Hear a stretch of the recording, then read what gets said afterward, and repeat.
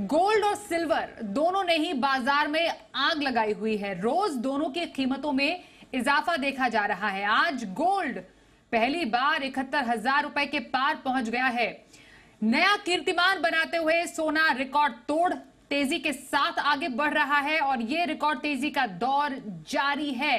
आगे क्या है सोने पर आउटलुक, खबर पर मुंबई से जी बिजनेस के कमोडिटी एडिटर मृत्युंजय कुमार झा हमारे साथ है। मृत्युंजय, सोना तो रुकने का नाम नहीं ले रहा है। एक महीने में 7% से ज्यादा की तेजी, बड़ी वजह और कहां तक जाएगा सोना? देखिए, बहुत जबरदस्त तेजी आई है और गोल्ड की इस तेजी ने दुनिया भर के बुलियन एक्सपर्ट्स को बहुत सरप्राइज किया है, चौंका दिया है।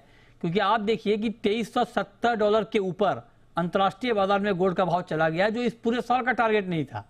इंडियन मार्केट में 71,000 के ऊपर चला गया है भाव, मतलब सबको चौंकाया है इस तेजी ने और जबरदस्त तेजी का माहौल है। जहां तक बात फंडामेंटल की है तो फंडामेंटल पहले से तेजी के थे, लेकिन इतनी जल्दी और दाम इतने ज्यादा बढ़ जाएंगे फंडामेंटल ऐसे भी नहीं थे।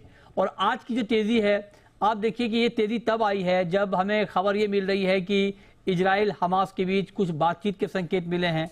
मतलब जियो पॉलिटिकल टेंशन थोड़ा नरम होता हुआ दिख रहा है और जब नरम होता है तो गोल्ड के दाम गिरते हैं, लेकिन आज ऐसा नहीं हुआ। आप देखिए डॉलर में कोई बहुत बड़ा एक्शन नहीं है, उसके बाद भी गोल्ड लगातार भाग रहा है। फेड रेट कट की बात हो रही है, लेकिन अब उस बात में थोड़ा धीमापन आया है। धीमापन ये है कि अब थोड़ा सा कंफ्यूजन ये बढ़ रहा है कि पता नहीं फेड 3 कट करेंगे या 2 कट करेंगे या कट को डिले करेंगे। मतलब इन तमाम संकेतों के बावजूद गोल्ड बिल्कुल गिरने को तैयार नहीं है, बेतहाशा तेजी के साथ ट्रेड कर रहा है। हमने कुछ बड़े एक्सपर्ट से बात की कि ये हो क्या रहा है। अब इस पर जो इंटरनेशनल एक्सपर्ट हैं वो भी कंफ्यूज हैं, उन सबकी राय भी बटी हुई है। अब देखिए ईटीएफ में बाइंग हो नहीं रही है, जो कि एक बड़ा इंडिकेटर होता था गोल्ड प्राइस के लिए। वहां पर बाइंग नहीं हो रही है, वहां पर आउटफ्लोज है, मतलब पैसे निकल रहे हैं ईटीएफ से। सेंट्रल बैंकों की बाइंग है, लेकिन वो बहुत पहले से चल रही है। तो कुल मिलाकर अभी जो गोल्ड की चाल है वो फंडामेंटल से कहीं ना कहीं ज्यादा एक पैनिक वाली चाल है। कुछ एक्सपर्ट कह रहे हैं कि ये पेपर ट्रेडिंग हो रही है।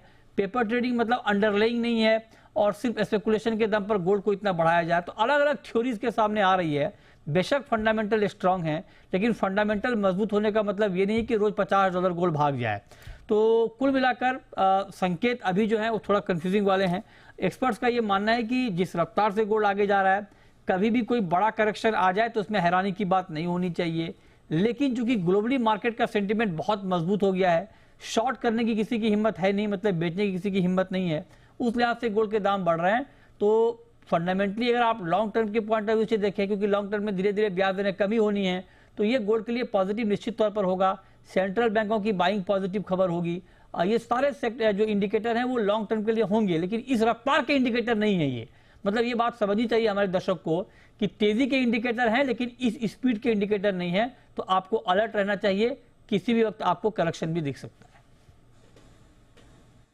बिल्कुल, तो सोने के भाव आसमान पर, लेकिन थोड़ा कॉशियस रहने की जरूरत ऐसे समय पर। धन्यवाद मृत्युंजय बातचीत करने के लिए।